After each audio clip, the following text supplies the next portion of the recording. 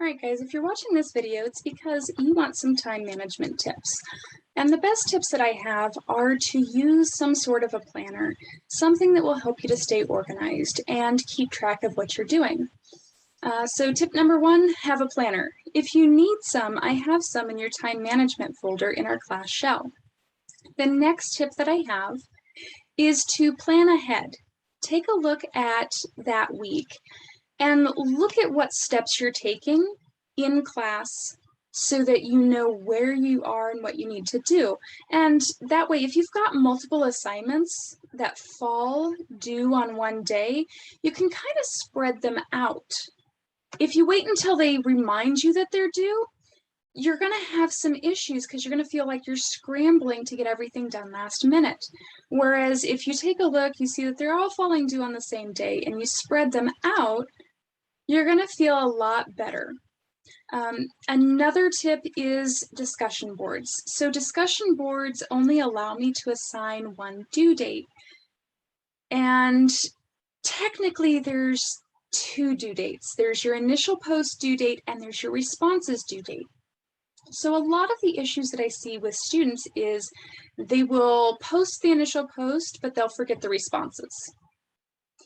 So one really good tip is in that planner that you are using, make sure you schedule time for your discussion responses.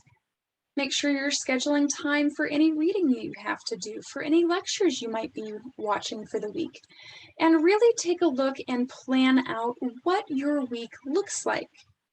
A lot of students believe that online learning is easier, and in some ways it really is. But in some ways it's harder because you actually have to structure the same amount of time you would have for the classroom.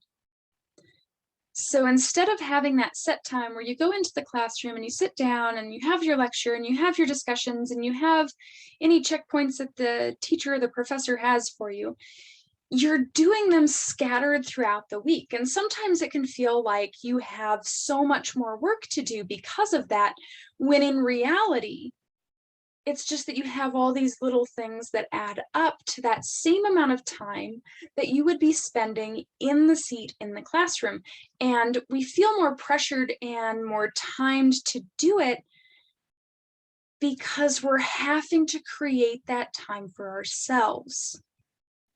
And if you're not planning for that and you're not doing that, then you can actually run into issues with missed assignments, missed discussion boards, forgotten lectures, forgotten announcements, instead of making sure that you have time to sit down and really focus.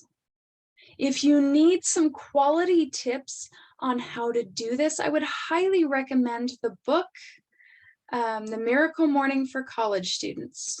There's an entire series. It's a really good series, but this one specifically for college students helps you to kind of plan out that time frame structure and to see how important it is. It also talks about creating a space for you to be able to focus and get your work done. I know how important it is for me to have that space to sit and focus and get that work done because I work from home. And when my kids get home, that's it. Everything is about my kids.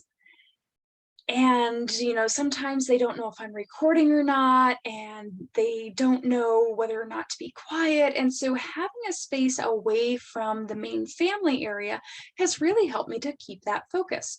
And there's a lot of other great tips as well. If you need any other time management tips, if you need some of those tools I talked about with calendars and planners, check out the rest of the time management folder. It really will help. All right, guys, catch you on the flip side.